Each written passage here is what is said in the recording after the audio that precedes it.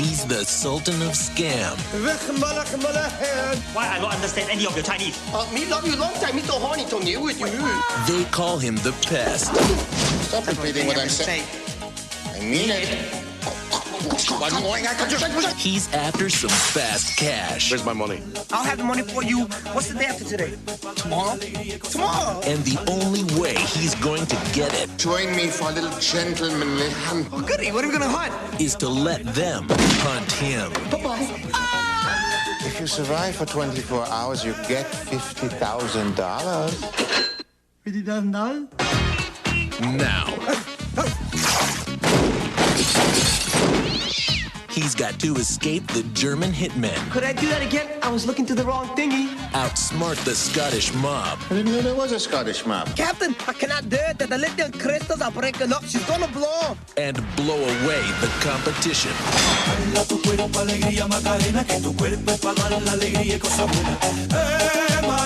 Mom? 23,000 on my bill the war. Take one down. Pass Bark like a dog. TriStar Pictures and the Bubble Factory present John Leguizamo as the Pest. All right, now I've got the upper hand, gentlemen. What's to keep me from shooting you right now? Ow! Oh! When I dance, they call me Macarena, and the boys they say que soy buena.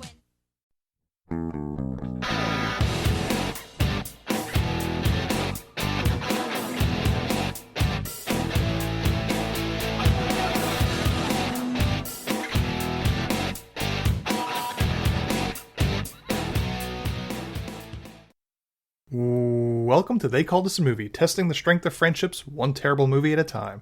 Subscribe to the podcast on iTunes and other podcast services by searching They Called Us a Movie, and find us on Twitter and Instagram at TicTamPod. That's TCDAM Pod. We are also now a proud member of Geek Vibes Nation, and you could find them at gvnation.com. Welcome back to They Called Us a Movie. This is Anthony Delvecchio, and with me as always is Dan Aquino and Mark Myers. Say hello, gentlemen. Hey guys. Hello. One little tie to this movie, and since we were talking about off stream, is there a moment where you see a movie in an actor's career at some point? There's a better word for that, but in his career, and you are totally off about how old they are? Like, are we just getting older, or where we think time has been so long, but we think it's been short? If you know what I'm saying. Like, you look at something and go, oh shit, that was like 35 years ago, or something like that. In terms of an actor's age or movie in general. When you brought the point up about John Leguizamo's age, it just made me think like, oh yeah, a lot of that stuff from the 90s is now going on 30 years old. Yeah. I try not to think of my impending doom. Yeah. I think about it all the time, Dan. Specifically your impending doom. No. Now I have to look over my shoulder, I feel like. Yeah. This is an interesting week. Let's just say that. We'll say that. Yes. Before we get into this week's movie, what did you guys watch this week? Anything of any interest? Dan, what about you? Continuing Gerard. I went with tried and true Gerard Butler movie 300. Not flashy. I just needed a good, quote unquote good Gerard Butler movie. I think Zack Snyder would argue about not flashy. Man, can I come clean about something to you guys? You love Zack Snyder. Oh, don't you dare! But listen, I'm gonna come clean. And you heard it on the podcast. So, in history, this is going down forever. After I saw 300, I said these words out loud. This is the future of filmmaking. I said that, and little did I know, 10 years later, I would want that to just disappear off the earth entirely. So, yeah, listen, we learn as we grow, and that's just the moral of that story, I guess. This is your NFT, was 300 when you thought that it was going to be the future. I invested heavily in Zack Snyder. But, and then Man of Steel came out, and you're like, oh, maybe not. Everybody gets a stinker. But that's when I realized that I was going to be bankrupt. Oh, God, no, I'm losing all my money. That's when you're like, man, I really don't know what the fuck I'm talking about, do I? Yeah, that's and now I do a podcast for movies. So there you have it, folks. But then I watched a good movie, to balance it out. I watched Last Night in Soho with Jen. Yes. I enjoyed that movie. It was unique. I love the acting in it. I love the editing. The camera work was phenomenal. I don't think it was nominated for any awards though. Nope. But yeah, that's a shame because It should have been nominated for editing. it was so the way that they would go back between Ellie and Anya Taylor-Joy's character. Was it Sandy. Sandy? Thank you.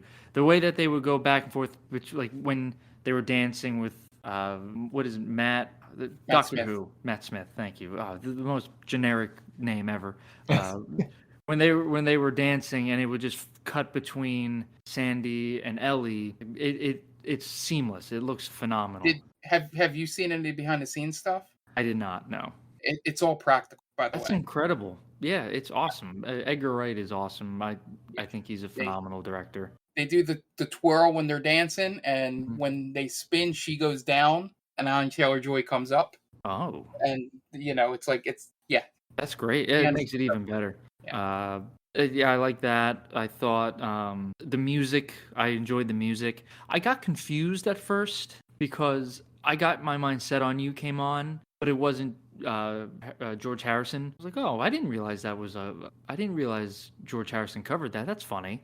And then later on, Always Something There to Remind Me came on. And I was like, I know that's not a cover. That came out in the fucking 80s. There's no way that they covered that. So I had to look it up, and they were just they made it sound like 60s covers, which was really cool. But yeah, overall, fantastic movie. I liked it a lot. And then we also watched Antlers, the horror movie about the Wendigo, with Kerry Russell and Jesse Plemons. Good movie, decent horror movie. Definitely some very shocking parts. Overall, it's probably like a 6.5. Not terrible, but not great. I don't know if you would really dig it, to be honest. It has some good scenery in it because I think it takes place I think it's on the West Coast somewhere. So there's some nice mountain ranges. I think it's like Oregon or something like that. Sure. It's nice, but yeah, other than that, it was just decent. And that's all for me. Yeah. That was the one movie that I started to see previews for it ahead of movies like end of 2019 into 2020. And it was like playing in front of every movie that you saw for like 3 months. And then COVID hit and it got pushed back until middle of 2021, maybe late 2021. Yeah, I completely forgot about it.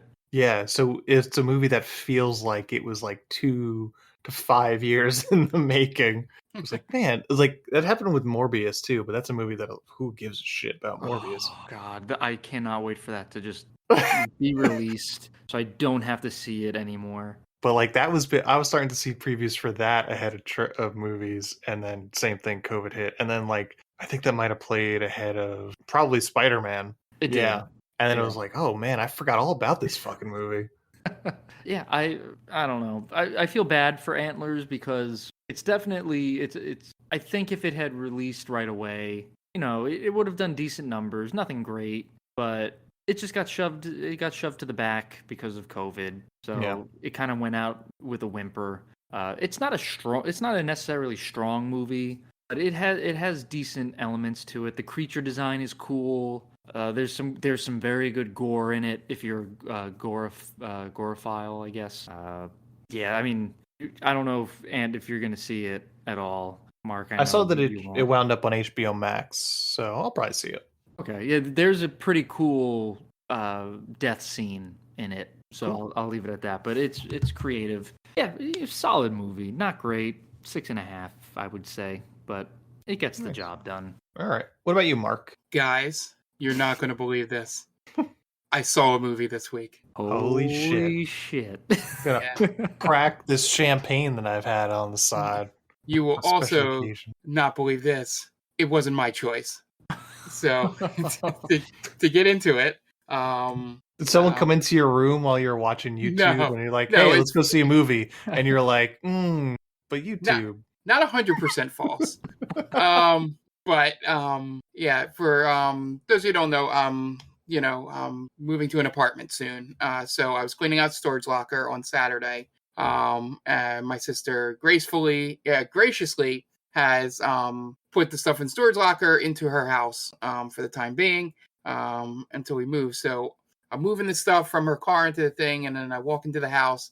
My youngest niece, who's been mentioned on this podcast before, just looks at me and goes, "We're going to go see Scream. You want to come?" Nice. And I was like, "What time is it?" Because it was like an 8:00 movie. This was like noon. I'm like, I probably would have said no. But it was like in the afternoon. So my 10-year-old niece decided to go see Scream for reasons I don't know. And so I watched the newest Scream movie in theaters, nonetheless. It's even better. It was like me. It was us and like 7 people in there. The movie's fine. Like it's Scream. Like it's not terrible. There's some really good kills in it.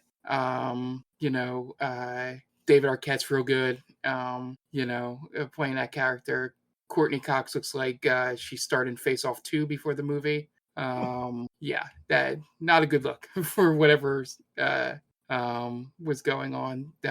It was whatever makeup job they were doing was not good in that movie for her. Unfortunately. And yeah, all the ways they went about that movie, it screams, so I'm not going to be worried about too much of spoilers, but they come up with they use the word requel in this movie as a type of movie. Yeah. So yeah.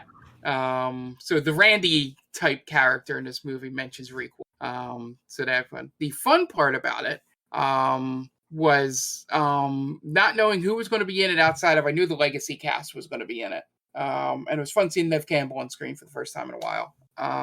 But seeing that one of the main actress in the movie was like one of the leads in that In the Heights movie, that Lin-Manuel Miranda thing, that was on HBO Max, and I'm like, holy shit, like, why is she in Scream? Like, it just didn't fit. And I think Dennis Quaid's son's in it. Good old Jack Quaid. Jack Quaid, yeah. He's becoming quite popular. He may be the best actor in this movie. I could see that. Yeah, which, I'll defer to the legacy characters probably being the best actors in this, but they weren't given much. I still don't know what Sidney Prescott, her character's supposed to be. Sure. Like, I have to go back and I would have to watch the other movies that she was in to see, because her character in this kind of confused me from what I remember her being. Okay.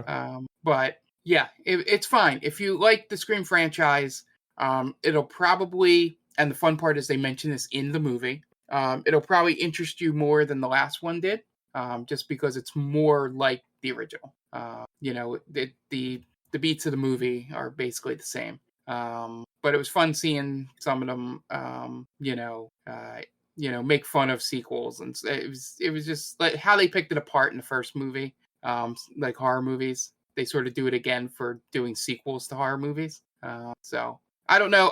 Ant, you can probably wait for it to come to streaming if it hasn't already, but it'd be something to maybe check out when it does, just to see what you think. Gotcha. But I'm not the biggest Scream fan. I love the first one.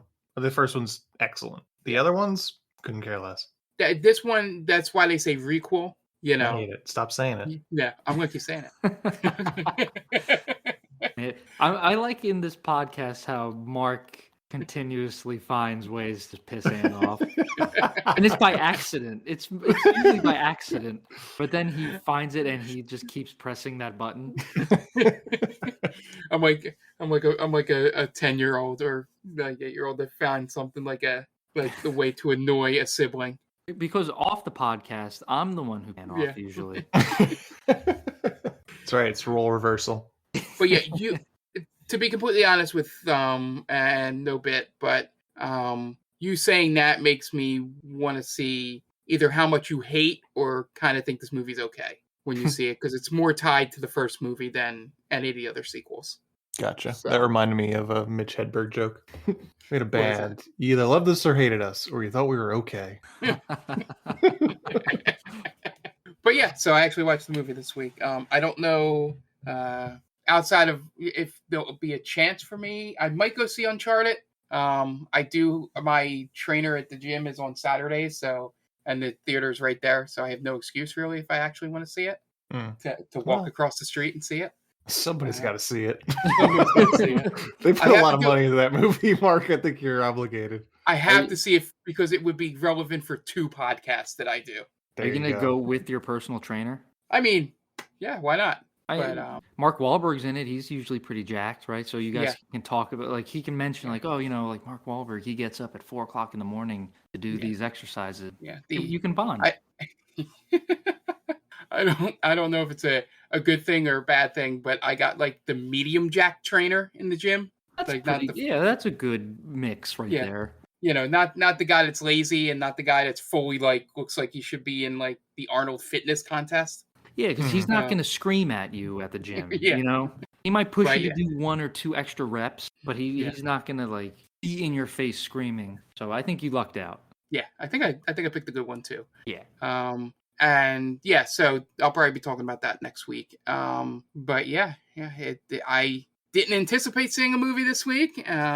And I can never say no to my nieces, so you can thank her for me having a thing to talk about in this segment. She comes through again. Yep. Yeah. Mark forced to see movies by his niece. That's how we get Mark to see a movie. That's how we get it. It's going to happen more often now that I live 5 minutes from her. Yeah, perfect. She's rescuing the podcast. Yeah. Single-handedly. I did pay her $5 to bring you to a movie. All you have to say is that you would bring her on a stream and she would do it. You wouldn't have to pay any money. I don't stream. I don't spend my money on computers that can handle that. I just spend it on other bullshit. So we know. We've already set up the intervention. Everybody's got their bullshit, right? Oh, mine's vinyl. My wife is chickens. That's true. Everyone has to have a hobby. Yep. As for me this week, the only thing I watched was a new Netflix series called Inventing Anna. I saw a couple of those episodes. It's the story of the New Yorker article that came out like 5 years ago about this quote-unquote German heiress that got herself in with the New York social elite, and it wound up that she had nothing to her name. Couldn't rub 2 pennies together. It's interesting. It stars Julia Garner, I want to say her name is, from Ozark. She's good. She's got a bad accent in it, though. Real quick, she is the female Tommy Wiseau. I was going to say, she's got a Tommy Wiseau accent in this. And it took me a couple episodes to figure it out, because it's like she's supposed to be Russian that emigrated to Germany. So I think it's like both accents are supposed, like, I've never heard the real woman speak, but that's what I think it's supposed to be. But I was like, it took me like 2 or 3 episodes. It's like, that's who she sounds like. She sounds like Tommy Wiseau. Yeah, it was unbearable. That's all I could hear. I just kept saying, "Oh, hi, Mark. Oh, hi, Anna." Have you seen this at all? I watched 2 episodes with Jen. Yeah, they're long episodes. They're like over an hour. Yeah, but it's interesting. It wasn't interesting, but it was very long. I got kind of bored after a while. Yeah. It's very similar to the Tinder swindler, in terms of the shit that goes on. That I watched last week. The female Tinder swindler. Yeah, exactly. I watched that too. It's an interesting story. It's fucking wild. Yeah. Oh yeah, you did watch that, right? Yeah. What did you think of that? Oh man, at first all I kept thinking was like, these women are idiots. How do you fall for this? And then as it went on, I said, oh, I get it. Yeah. Now these poor women. I couldn't believe that how it ended. I remember you saying that he didn't get what he deserved. Mm-hmm. But he got essentially a slap on the wrist. Yep. I was furious. I couldn't believe it. Yeah. It's wild, man. It's sad. It's really, and those poor women. Yeah. I don't know how one of them just doesn't, you're $500,000 in debt. Just kill him. Just kill him. Your life's done. You're never going to get out of that debt. Nope. Yeah, just I would find him and murder him because I'll just go to jail. I won't have to pay this debt. You get 3 squares. Yeah, 3 squares. 4. 3 hots in a cot, right? Yep. Yeah, get some exercise. People will probably yeah. love you there. But yeah, I killed the Tinder swindler. Yeah. 3 hots in a cot, all the reading and exercise time you can handle. Yeah. Perfect. And then the the Prince drag shows. Come on. Right. Who doesn't go for that? It's what we know of women's prisons Yep. that you guys will never know. Yeah, the lost TC Tam episode. Yep. One day we'll revisit it, Yeah. maybe. Well, that'll be in our anthology series. So that'll be the extras that you have to pay a little more for. Yeah, if we ever do a Patreon, that'll be our first episode. How about that, everybody? I think that's a good idea. You guys could just give us money too, and then we'll be like, hey, maybe this Patreon thing is a real thing we could do. If you want to give us money, just in general, I do have Venmo. I do accept open offers. And yeah, just give us money. Can we do hashtag give us money at TC Tam? Hashtag money, please. Money, please. Yeah, go. So here's our call to arms on Twitter. Tag at TC Tam Pod. Give us money. Hashtag money, please. I'm pretty sure that's all I watched this week because it's long, and I don't really feel like I watched anything before that. I don't know what I was doing there early part of the week. Probably editing this podcast. Yeah. So that's it. We're going to take a quick break, and you guys are going to listen to some ads, and we will be back in a second. And welcome back. Now it's time to get into this week's movie. And this week was a listener pick. So someone reached out to us on our Gmail, which is still themaindamie@gmail.com. So if you have any suggestions, feel free to hit us up there because it's still live. But Leroy Smith reached out to us, and he gave us 3 movies that he thought would be perfect for this show. And we looked at those and we picked one, and we probably picked the wrong one because I can't imagine the other 2 are any worse. So Leroy Smith, thank you. And also we hate you, but not really. The movie we picked out of the 3 that he sent us was The Pest from 1997. Gentlemen, where are you coming from with The Pest? Damn. Yeah, you took the words right out of my mouth, and like, why do you hate us so much, Leroy? What did we do? Did Mark do something to you that we don't know about? Man, this movie, this is the type of movie that makes you question the existence of God, of a higher being. Like, how could a good and loving God let this movie happen and let people watch it? And then there's 3 suckers, us, who rented this fucking movie. There is 0 chance that anyone in the past decade has rented The Pest from Amazon. So someone's, I don't know who distributed this fucking shit. TriStar. So someone from TriStar just got a notification a couple hours ago. Oh my God, someone rented The Pest. And then someone else rented The Pest. It's a miracle. Yeah. Oh, Yeah. John Leguizamo gets a thing. He got an auto deposit into his bank account for somebody renting The Pest. For like a grand cents. total of like 25 cents. It's party time, baby.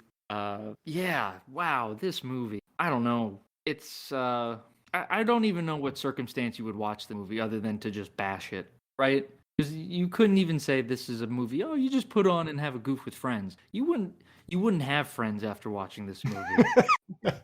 So I was I guess to say I didn't like it is an understatement. All right, what about you, Mark? Yeah, so if it tells you anything that I thought about this movie while it was on and playing, I packed 5 boxes for my move while it was on. So yeah, it was. I have seen the opening to The Pest because it's more of a bit in like the video game community because of how terrible it is. So I've seen that opening a whole bunch, and I've seen one scene in it randomly. I don't know the context of how I saw it, but I saw the car scene where they play the music and knock out the white guys. I've seen that in some context that I don't remember, but yeah, nothing could prepare you for this movie. It's not even like you can excuse it as, oh, that was like the 90s. Because a lot of the stuff they did in it would have been like, people would have like had second thoughts about in even like the 80s. But yeah, it's everybody. There's only two ways this movie could have been made, and I think we figured out what might have happened. Somebody close to John Leguizamo heard him tell like a joke or something like around, and was like, "I could turn that into a movie," and he was like, the joke being like, "What if a white guy was like hunting minorities?" And then someone was like, "I could write a comedy on that," and then you get this movie. But yeah, I think just about everybody that had any kind of career in this movie either took the paycheck to get paid or thought it was like, oh, it's a John Leguizamo movie. This will help my career. I'm looking at you, Ari Spears. But yeah, it's bad. And every time you think it can't get worse, it gets worse, which is maybe a testament or something to this movie. Is that it finds a way in an hour and 24 minutes to just continually lower the bar in this movie, and that's kind of tough to do. Yeah, I had no fun watching this movie. I try to find the positive, bright side, as everybody knows listening to this podcast, but I couldn't even find one joke that was funny. I think the only thing that made me chuckle was the when he's playing basketball in the beginning with the kids, and they go, "So it's you and this fat loser." And he asks the kid, he's like, "Why did I call you a fat loser?" And he's like, "Well, because I'm fat and I never win." And just the way the kid delivered the line made me chuckle.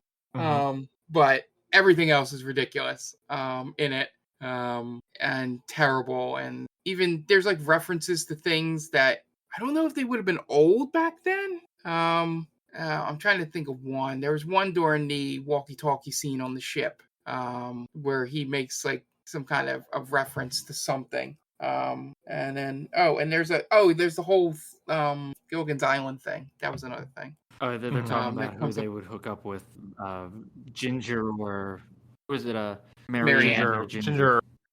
Yeah. And there's another joke somewhere else, but yeah, that was it. There was nothing redeeming about this movie, and this comes from the positive light of the podcast.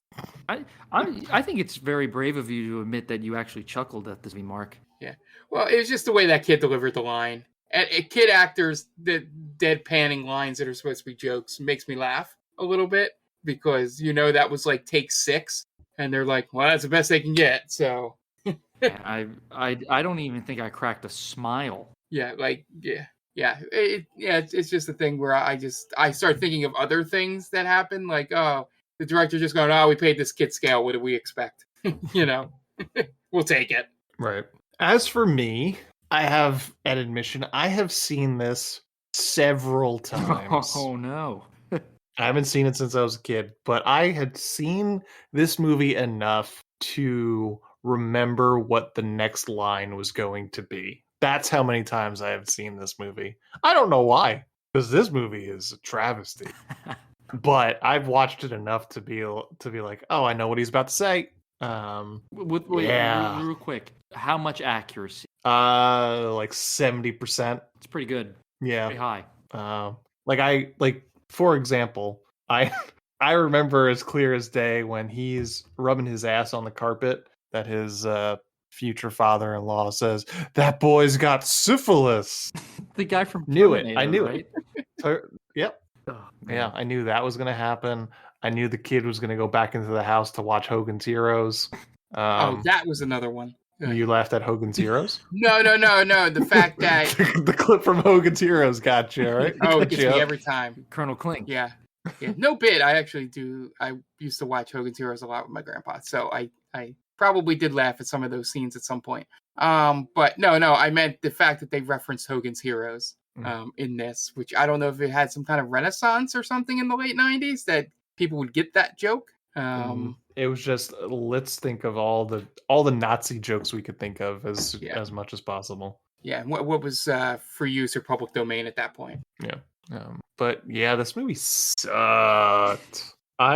Is this him trying to be like Jim Carrey? Is this his Ace Ventura? Or like Mask, maybe? Yeah. Because he's constantly changing characters. Yeah. He's got so many characters, like the Chinese stereotype, the Japanese stereotype. Black. That's there too. Yeah. And one of them, each one more racist than the next. Yeah. Yeah. What else does he do?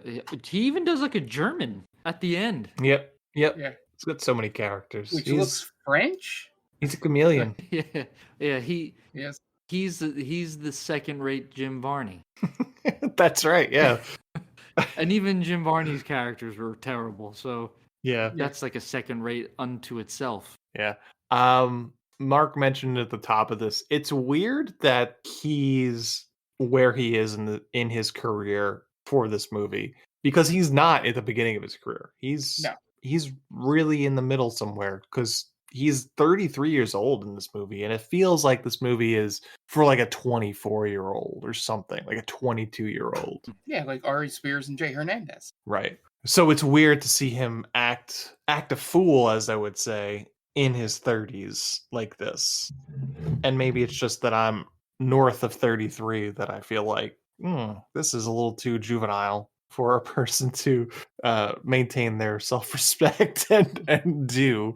But yeah, I hate it. I hated it so much. Hashtag hated. So for a movie that, like I've said, I've seen several times, for some reason, I was 13 when this movie came out, so I guess I was the demographic. Oh, and you were old enough to reason. Yeah, I wasn't like 9. 97, I was 12. I was 12. Okay, but a little more leeway there. Yeah, but it's not an excuse. I should have known better. And this was Can't Hardly Wait for Jay Hernandez. Yep. I'm sorry, Freddie Rodriguez. Yeah. Ooh, They all look alike. They all look alike. Yeah, this is. I mean, from the opening credits, they give you a good taste of what you're in for. They don't hold back. Yeah, it's tough. Yeah, I don't know. I really don't know what they were going for with this. It's appropriately titled. I'll say that. Yeah, they because definitely he's a pest. Made the right choice there. He's a pest in my life when I was watching this. Yeah. I don't know. I kind of thought, okay, so they're putting a spin on the most dangerous game, right? Oh, he's gonna hunt people. And I wish it had just stayed that way instead of bringing it back to wherever they are in the country. Do they say? Probably LA. Miami. Miami. Oh, that makes sense. It's Miami. Guess, yeah. Yeah, I wish they had just kept it on the island. I was hoping that Jeffrey Jones would have just shot John Leguizamo right then and there on the island, and then the credits would have rolled. But alas, we didn't get that. No, we did not. Yeah.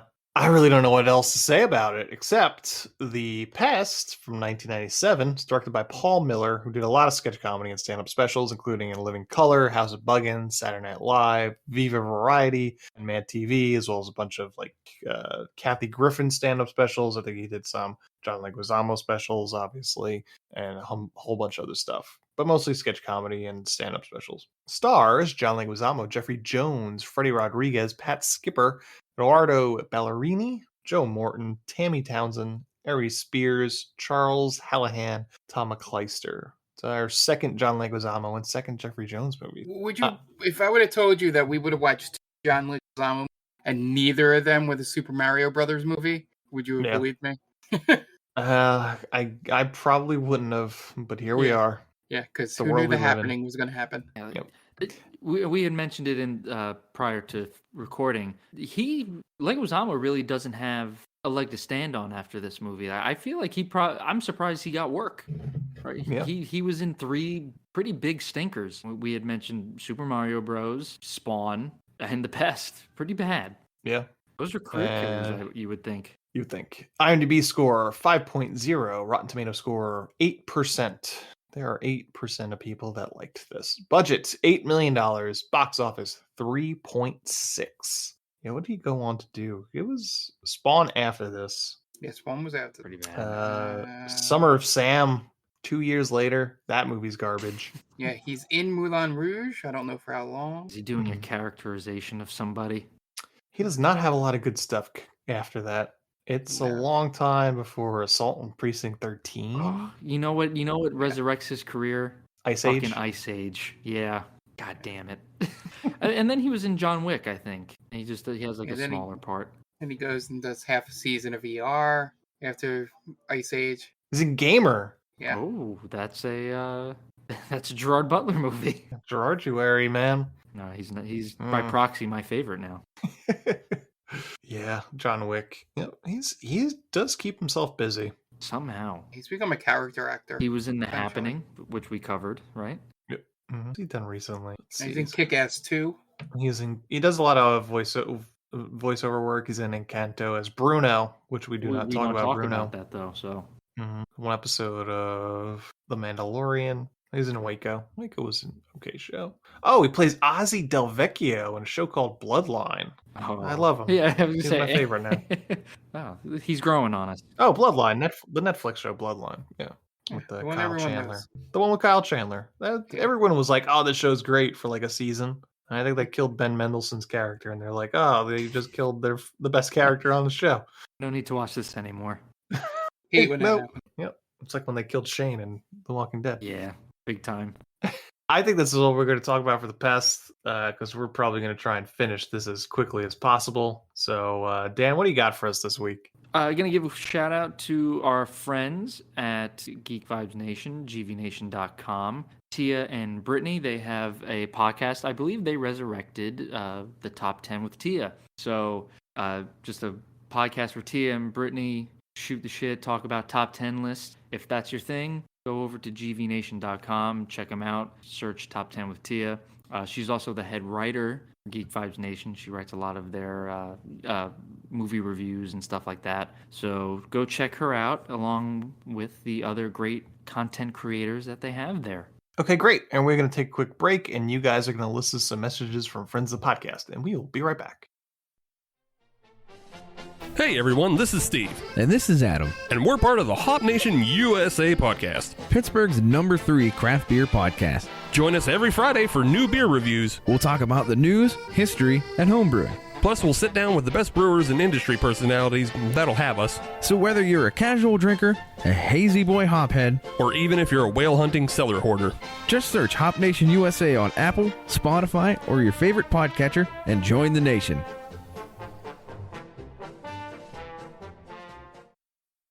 Oh hi, didn't see you there. It's me, George, from the best little horror house in Philly, the show where we talk about the best horror movie ever made, according to our guest at least. We've talked about groundbreaking classics like Texas Chainsaw Massacre and Alien, but we've also got a lot of great ones coming up, including some very fun guests like Len Kabaczynski of Swamp Zombies and Red Letter Media fame, Caroline Williams, the star of Texas Chainsaw Massacre 2, and Chase Williamson from John Dies at the End. So make sure you're subscribed to the best little horror house in Philly, and I'll see you boils and ghouls over there. And welcome back. Now it's time to get into the plot for The Pest. We open on shots of Miami and then move into a Hispanic family's house as John Leguizamo wraps in his shower as he dresses up as a series of characters with varying degrees of racism. Yeah, if you want to be on the inside of an internet joke, just watch this section on YouTube and not any other part of this movie. Yeah. Do not, and sometimes you don't have to be a part of a joke. Yeah, I'm just saying if you want to be. Well, I'm telling them, you know what, your lives will be exactly the same, if not better, if you're just refrain from being a part of this joke.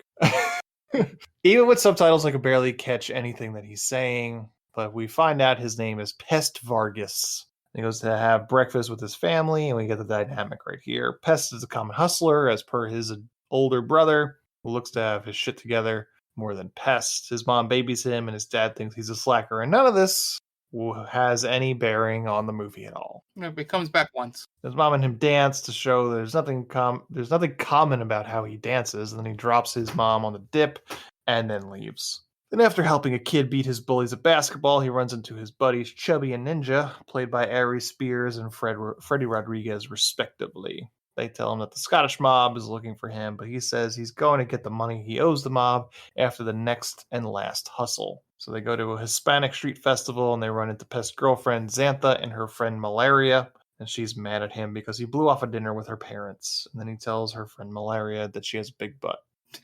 That's a sign of the times, because now that's a good thing, right? Like, oh, you got a big butt. And she'll probably say, like, get away from me, you creep, or thank you. I don't know, but then now it's essentially, I'm saying now it's a good thing. Right. Having a big butt is in now. Yes. Yes. So Then is Pest. she? I'm sorry. Is she thick with 2 C's? Yeah, I guess. Right. He doesn't mention the thickness. He doesn't mention it. No. I feel like Thick didn't get its second C until post 2003, right? Probably. I mean, There's a I know post 9/11. There's a post 9/11 thing to it. America changed in so many ways. Yeah, it's a Bush administration creation. All I know is I'm so far behind. This is like Thick is probably in the past 5 years for me. That's when I first found out about it. But I am very slow on the uptake, so don't listen. Then Pest and his friend set up the con, which is a 3-card Monty game, but the rub here is that he's blind. So meanwhile, German accented Jeffrey Jones and his right-hand man are scouring the crowd looking for the perfect specimen. Jones, playing a guy named Gustav, sees a tall, athletic dude at the 3-card Monty game through a pair of binoculars and picks him. But when he passes the binoculars to his man Leo sees Pest and thinks Gustav is talking about him. As the game continues, the Scottish mob shows up to break up the game, and Pest gets away by pantsing the goons, one of which is wearing lace underwear. Pest runs off and winds up at a Chinese restaurant that he does deliveries for under the guise that he's actually Chinese, which no one seems to realize he is not. At some point, he has tricked his boss into thinking that they cooked his pet duck, and then he gets time to call the Scottish mobsters to tell them he needs more time to get them their $50K. And they threaten him and his family, and then the boss tells him to go on a delivery. So he hops on a go-kart and goes on the delivery. It's Gustav's house because Leo was the one that made the Chinese order. Gustav is surprised because it isn't the person he wanted, but Leo says that Pest is a good specimen because he is agile and he's a con artist, more or less saying that no one's going to miss him. They talk with Pest and say that Gustav offers a scholarship for $50,000 to go to college, which just so happens to be the amount that Pest owes the Scottish mob. They then do a series of tests that doesn't seem that Pest does accomplishes it particularly well, but at this point he's so annoying that they're happy to kill him, I suppose. And then the next morning they take a helicopter ride to Gustav's compound. Pest finds himself in the library once they get there, where the jokes after joke of Gustav being a Nazi. Just good old Nazi. Yep, love him. Get old. And then Pest meets Himmel, Gustav's potential rapist son, who tells Pest that there is no scholarship. His father plans to hunt Pest for sport. Himmel then tries to sexually assault Pest, who accidentally falls through a secret door and winds up down a slide and into the main room where Gustav and Leo are. Gustav confirms that he plans to hunt Pest, but the offer is he has to survive 24 hours, and if he does, he will get $50,000. So Pest agrees, and they start the hunt by dressing Pest up in a German's approximation of native dress. They give him a derringer, a Swiss Army knife, and a string of rope, and then they toast. Then Gustav starts shooting at Pest, and the hunt is on. Pest goes into the woods and then gets attacked by a snake immediately. Meanwhile, Gustav and Himmel are on the trail, but wind up getting tripped up in traps set by Pest somehow. Then Pest has to take a shit for some reason. And Gustav and Himmel see him in the middle of dropping a deuce. Oh, it's so childish. Yeah. It's so It's not like I don't even think it's too childish for children. I think. Yeah. I don't know who finds that funny. 12-year-old me, apparently. Do you now? Can you? I don't know how clearly you can remember that in the theater. I'm assuming I didn't see this in theater. I saw this didn't. I rented this. Okay. I did not see this in theater. Were you waffling watching this? Do you remember? I must have. I've seen this several times. Several.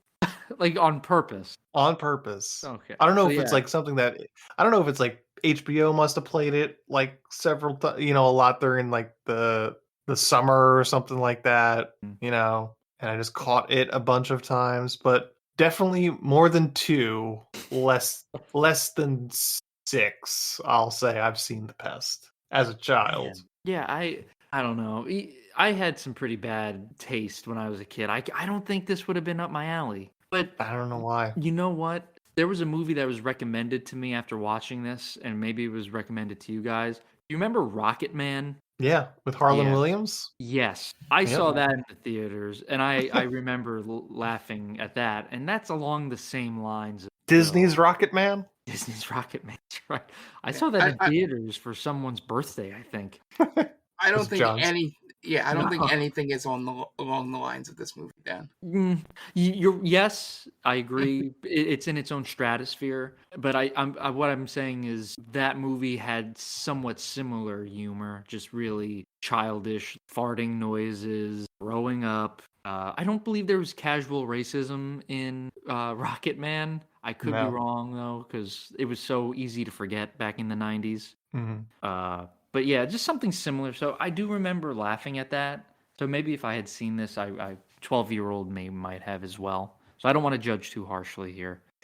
Some other movies when in the more like this tab for on IMDb, High School High, Mafia ! Oh, that's a bad one. In the Army Now. Is that with DJ Qualls? No, In the Army Now is Pauly Shore. Pauly Shore. Yeah. Oh, okay, that makes sense. Yeah. And Encino Man. Brendan Fraser. Wow. In another Pauly Shore movie. Are they trying to equate John Leguizamo to Pauly Shore? Is that what this? I guess so. I don't think Encino Man deserves to be in the same league as The Pest. I mean, that has like an actual storyline to it. Yeah. This is just and Spawn. Yeah, Spawn I was like it also because mentioned. of Leguizamo.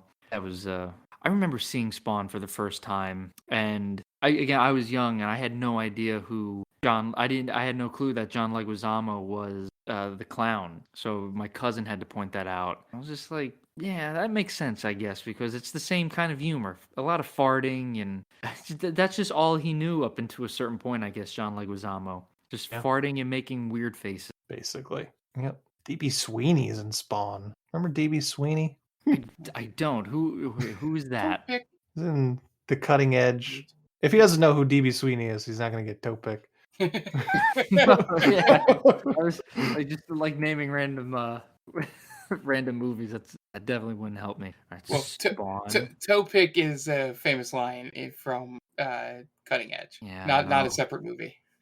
I know Michael Jai White is Spawn. Yeah. That's as much as I know.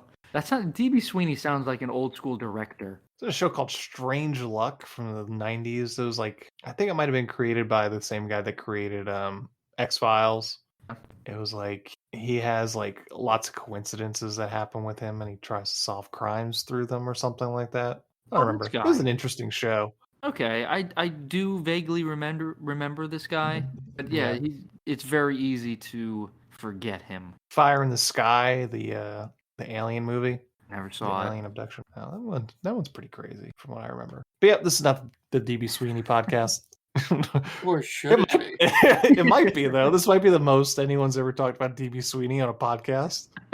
The hours and hours of podcasts that exist, probably the most anyone's ever talked about him. Do you think he's ever been on a podcast? He probably has been. Maybe he has a podcast. Let's see. I'm going to Google, does DB Sweeney have a podcast?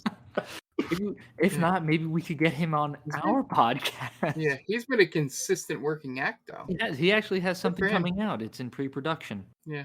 I don't think he has a podcast of his own. Oh. I can't imagine him being like on the radio, sure, but on a podcast, I don't know. He has been interviewed by podcasts. He's guested on podcasts. Okay. But so thank you for joining us for DB Sweeney Corner. Let's get back to the Pest, I suppose. Yeah, unfortunately. So the Pest taking a shit, and then they catch him while he's in the middle of dropping a deuce. So Gustav tells Himmel that he wants him to shoot him, and he says things in a vaguely phallic way that gets Himmel all hot and bothered. So he goes to grab one of his guns, but accidentally sets off an RPG that nearly kills Pest, which if you're trying to collect the head, probably not a good thing to have.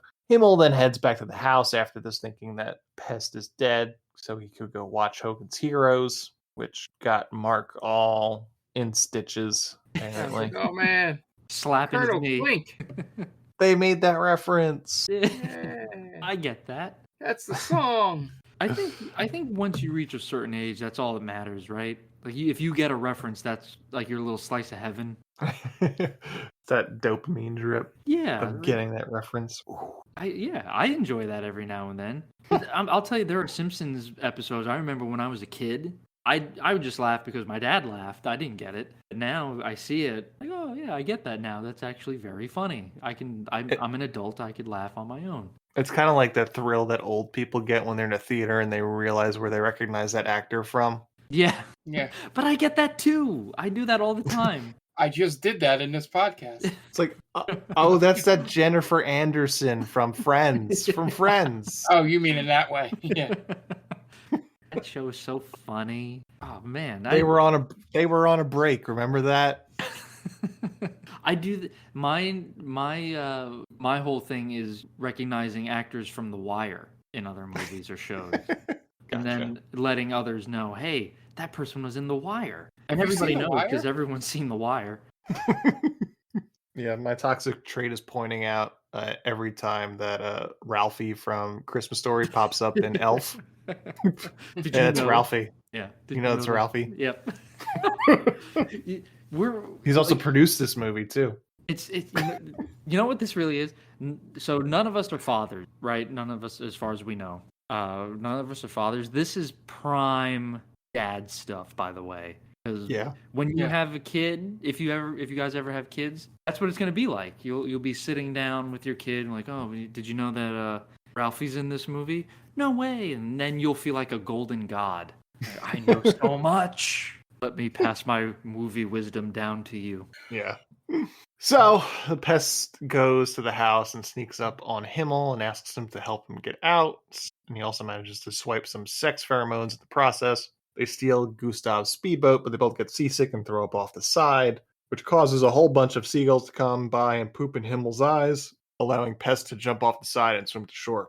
Hours later, Chubby and Ninja are at a party arguing over who's more bangable, Marianne or Ginger. And the Pest shows up to tell them that Ginger is. Then he decides to hang out at the party, getting sympathy from some random girls at the party over the fact that he's being hunted. Ninja and Chubby don't believe him, but then Gustav shows up in a helicopter to prove him right, and the three of them escape in their Jeep. While trying to get away, Pest decides that this is the perfect time to make good on his promise to have dinner with Zandra's parents, and he does so dressed in African garb like he's Nancy Pelosi. And he tries to pass himself off as being black, which comes off as more offensive than you'd imagine. Meanwhile, Gustav, Himmel, and Leo are in the car looking for him and tracking him with a tracking device that Leo planted in his underwear, which then starts to malfunction and overheat, causing Pest to freak out, trying to cool his balls by pouring water on them and then dragging his ass on the carpet like he's a dog with worms. Is that a sentence you ever thought you'd write?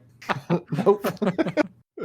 He even winds up stripping off all his clothes and eventually extinguishes his balls in the toilet water. I thought about that for a moment. So his balls must have been basically touching the floor, right? Right. Unless the toilet is clogged and people just keep flushing it. Didn't think of that. It's an infinity toilet. There you go. Yeah, one of those 1997 infinity toilets.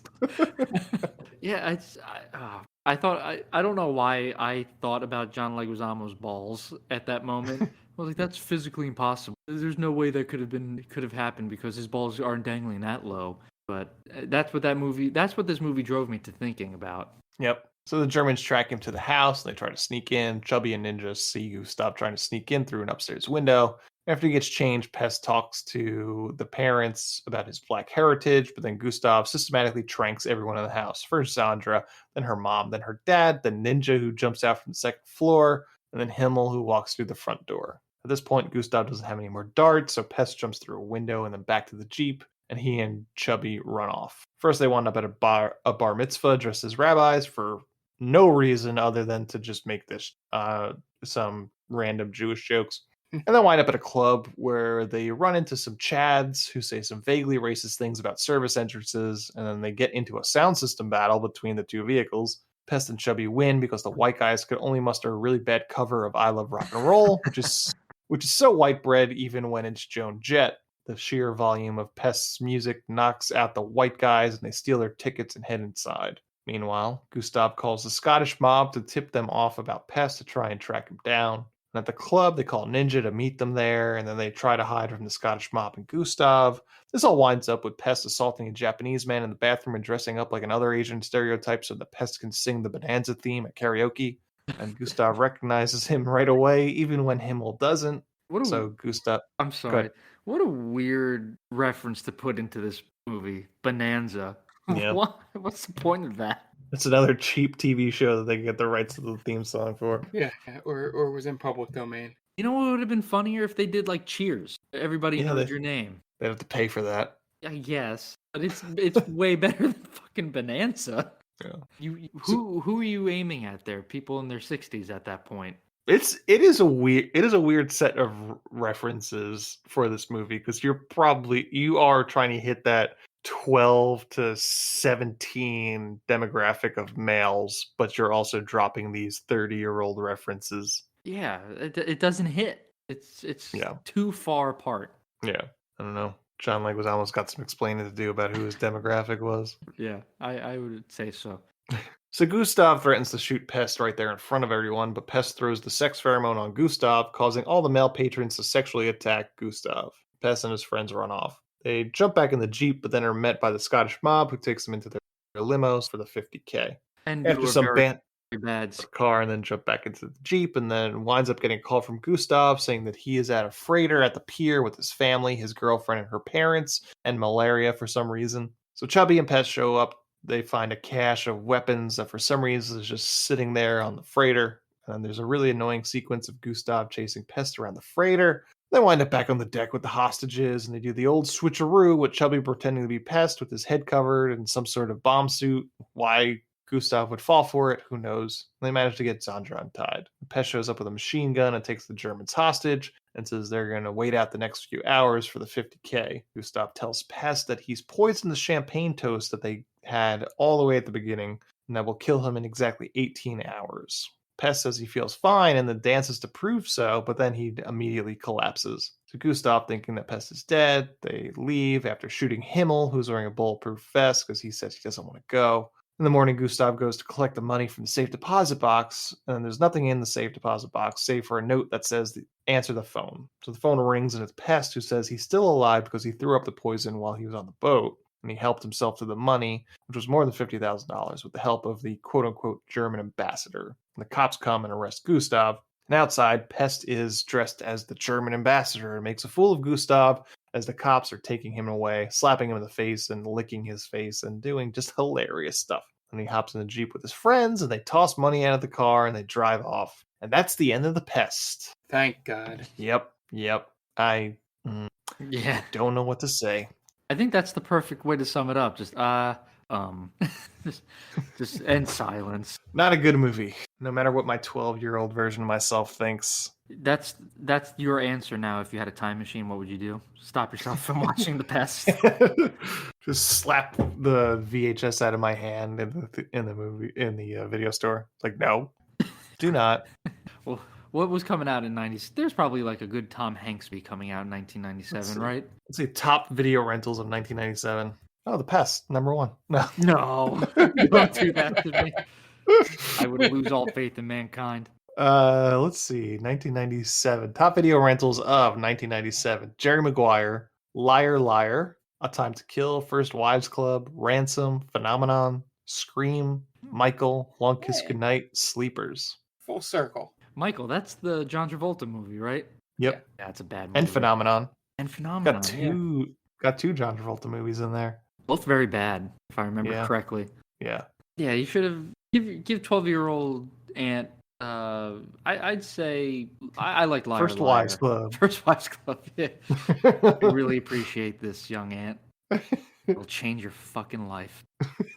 Who's in Young Wives Club? Bette Midler, Goldie Hawn, and Diane Keaton. Okay, that's a good lineup, I guess. Yeah, for that kind of movie. I would go Liar Liar. As 12-year-old me, I'm seeing Liar Liar. Yeah. Because I'm too young for Jerry Maguire. I don't understand that whole thing yet. Mm-hmm. That should have been your first choice. Yeah. Mm-hmm. Yeah, I don't know what else to say about this movie. This is this movie is awful. I don't know. Kelly Preston shows side boob in Jerry Maguire. Maybe I'd tell 12-year-old. 12-year-old me, Jerry Maguire, that's the ticket. Those are your formative years too, so that could have left a big impact on you. Yeah. You might not be the same Anthony Del Vecchio we know today. This podcast might not exist if you didn't watch the Pest. That's true. Yeah. Although I totally did watch Jerry Maguire on VHS in a rental, and I remember specifically my parents fast forwarding through that part. So actually, it'd probably be exactly the same. Yeah. I was hoping there'd be a little butterfly effect thing. Yeah.